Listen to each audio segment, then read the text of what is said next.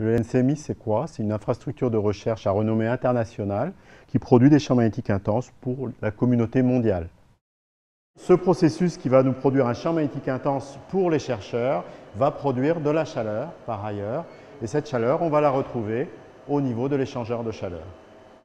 Physiquement ici, on peut avoir une idée du transfert de chaleur. Voici de l'eau froide, faites-moi confiance, elle est froide, qui va vers l'aimant, et de l'eau plus chaude qui revient de l'aimant et qui va vers l'échangeur.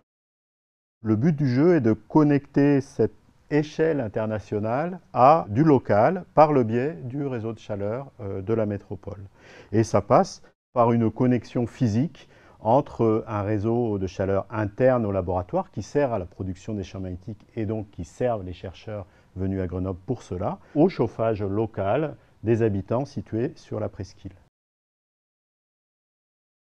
Il faut d'un côté résoudre des problèmes d'ingénierie pour arriver effectivement à interconnecter les réseaux, mais ce n'est pas suffisant. À côté de cette problématique d'ingénierie, il faut résoudre des problèmes d'ordre juridique, d'ordre économique, d'ordre de la gouvernance. Et c'est pour ça que cette problématique appelle une recherche interdisciplinaire telle qu'on l'amène dans EcoCESA, où on a mis autour de la table des laboratoires qui travaillent sur les sciences du territoire, les sciences humaines et sociales, les sciences économiques, mais aussi les sciences de l'ingénieur et les sciences des matériaux. De nouveaux défis se posent, notamment des défis de coordination des producteurs et des consommateurs d'énergie, des défis de mobilisation plus pertinente des ressources du sol, de l'air et des ressources solaires. Et ça, évidemment, ça se situe au niveau local avec une multiplicité de solutions possibles. Et c'est pourquoi ces différents laboratoires sont venus chercher les sciences sociales, des économistes, des urbanistes, des sociologues, des architectes, pour essayer d'explorer les difficultés qui se posaient et essayer de voir s'il n'y avait pas là des interstices, des voies pour faire progresser ce projet.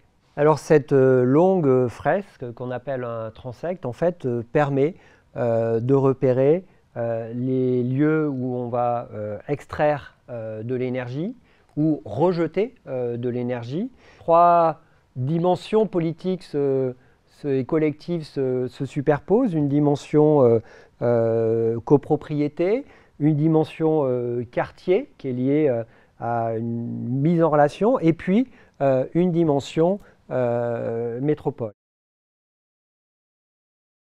L'énergie consommée par le LNCMI est rejetée sous forme de chaleur au cours de l'année et de même ordre de grandeur que la chaleur qu'on consomme dans le réseau de chauffage de la ville pour chauffer la presqu'île.